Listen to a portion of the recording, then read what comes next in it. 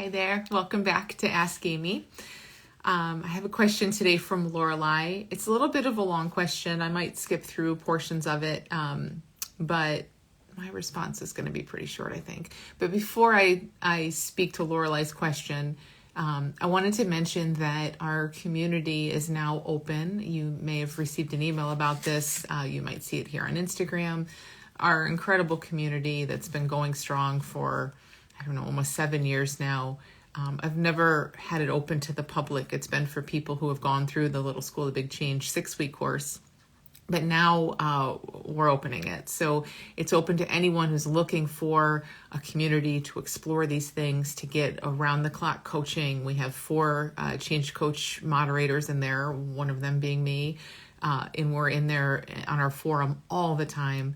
We have calls twice a week. There's just so much amazing stuff. So if you're looking for an incredible community where you can get support, where we can explore these things that I share here, check it out. And if you're interested in becoming a change coach, I am doing a free webinar tomorrow, November 14th. And it's going to be all about the training. I'll have some change coaches with me who went through the training last year so they can speak to their experience in the training and how they're using it now in their work. So hope to see you in one or both of those.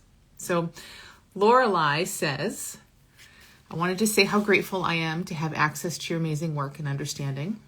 I've been working more with my feelings and leaning into what's arising. Years ago, I suffered panic attacks, and your understanding helped me work through them on a cognitive level. I saw that I didn't have to do anything with them for them to pass, and that helped tremendously. In recent months, my anxiety returned full force. I was having trouble sleeping, concentrating, and being present in my life. Until one day I remembered seeing your 3-part webinar on feeling what arises pop up in my email. I dove into that and really welcomed my anxiety versus just letting it pass. I just want to say I love that, Lorelei. That's such a huge distinction. It's not about like, oh, this is safe, it'll pass, which we can kind of say in this white-knuckled, hurry up and get it over with sort of way. It's like, no, what is this? Let's fully be in it and welcome it. Makes all the difference. Okay, so back to Lorelei. She says, I'm at a point now where I can sit with anxiety, feel it, and know at the same time that it's temporary.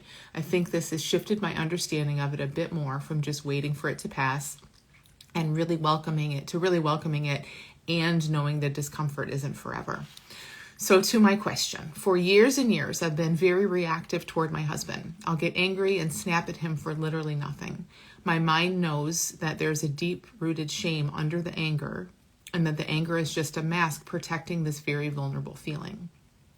This shame is an old feeling from childhood, from me always feeling like a bad child. When my husband asked me a simple question about my daughter, like, did you give her water before bed? I snapped back saying that I had, instead of just calmly telling him yes, because in this moment, my mind believes that the meaning behind his question is that I'm a bad parent. The anger is so reactive that it happens without me even knowing, and then I'm left feeling guilty about my behavior because I know he doesn't think I'm a bad parent. I want to feel the shame that I believe is behind the anger, but when I search for it, I can't find it. I truly believe it's driving my anger and reactivity toward my husband, and from what I understand about all of this, I need to feel it in order to heal this damaging cycle. I think I've gotten so good at repressing it that it's now hidden from me.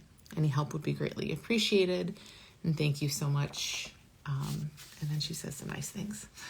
Okay, so Lorelei, I love what you're seeing and sensing. And I get, because you say it in here too, that you're holding it kind of loosely. Like it really feels to you like there's this anger that shows up frequently. And like there's something beneath it, and it sounds like you have a good sense of what that is. And so that can feel so real and obvious to us, and I think that's beautiful to kind of recognize that. And at the same time, we can hold that all very loosely and say, I don't know. All I know is right here in this moment what's arising, like right now. So I don't even mean that you know that anger arises, because unless it's here right now in this moment, that's just a concept. That's just an idea, another idea, or another thing your mind thinks it knows. Truly, all there is what's here now, right this minute. And then there's all kinds of stories about what usually happens and what used to happen and what we think is going on. And those stories are fine. It's not to dismiss those. And there can even be, I think, some helpful pointers in those stories. But we don't want to look to the stories so much to lose sight of the fact that this is all that's real. What is arising here? There is no other option. For our mind to say, I'm feeling anger right now, but I know there's shame and I should be feeling that shame instead. That's imagination. I mean, right?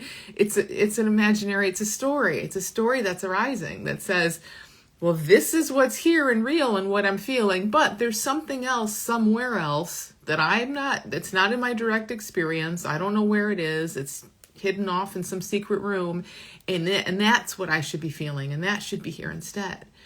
But your direct experience is what it is. And if it's something your mind is calling anger, then that's what it is. So all of that to say, this is so simple for all of us. All you have to do, you don't have to do this even, but like all there is feeling what is alive and real now. Everything else is the mind telling a story about what we think is buried or hidden or what might come up later or what needs to come up later to heal. You can feel those stories as they arise when they're here now. But in terms of this feeling, this emotion, just feel what's here right this very minute. That's all there is. Everything else, again, would be your imagination making up some other feeling in some other time and space that's wrong for not being here. So, like, feelings aren't wrong. Life isn't getting it wrong. There isn't really anything hidden. Now, again, I don't want to take away from your hunch that there's more to this and your sense that this stuff that you felt as a kid is kind of beneath this.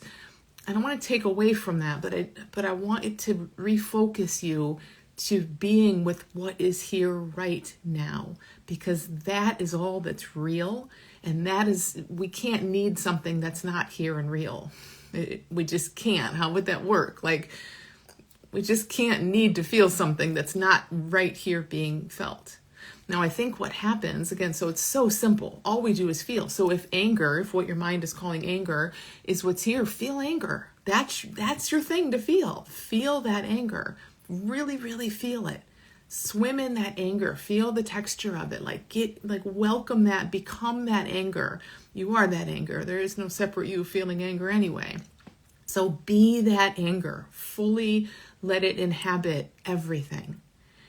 And in that, if there's something else to feel, you're going to feel it. But what happens and where this starts to feel complicated, I think, is we're feeling anger, but then our mind's over here saying, yeah, but this isn't really what I should be feeling. And then life's fine. There's still just to feel whatever's here, but we get attached to that story and then it looks like something's gone wrong. So all you can do is fully feel what's showing up. And if that anger is just the surface for something else, well then, perfect. Feel the anger. Feel it all the way through. Maybe you have to feel it a lot, and then maybe it's going to reveal something else, as you kind of guessed that it will. But let yourself be surprised about that too. We don't really know. All I can tell you is if you're just fully being in what's actually here right now, there isn't anything else. That's perfect. It's perfect. That's all you have to do. And then life just keeps pulling us through. And actually, you mentioned the Welcoming What Arises course that I did last January. This January, or 2024, I'm going to be doing a follow-up on that. So look out for that, because there's been so many questions about this. And it's exactly what you're asking, Lorelei. It's like, it's so simple to just be in what's here because this is all that's real. But it's so compelling because our mind's constantly talking about other things and other feelings and what should be happening for it to seem like this is not enough. But this is all there is. So we're going to dive into that in a really deep way in a 3-part course starting in January. So I hope you'll join us for that. But I hope this is helpful in the meantime. Let it be super simple. Let yourself fully feel anger or whatever. It's not really even anger. That's just the label your mind is giving it. Feel whatever is here. Like, what's anger versus vulnerability really? We don't know. We don't know. So your mind can give all kinds of judgments about what you're feeling, but those are just thoughts. Like, just feel, period. And I think that's going to help a lot. So thank you so much for sending your question. Thanks everyone for listening. I hope to see you in our community or maybe on the webinar for coaches tomorrow. And I'll see you back here next week. Thanks everyone.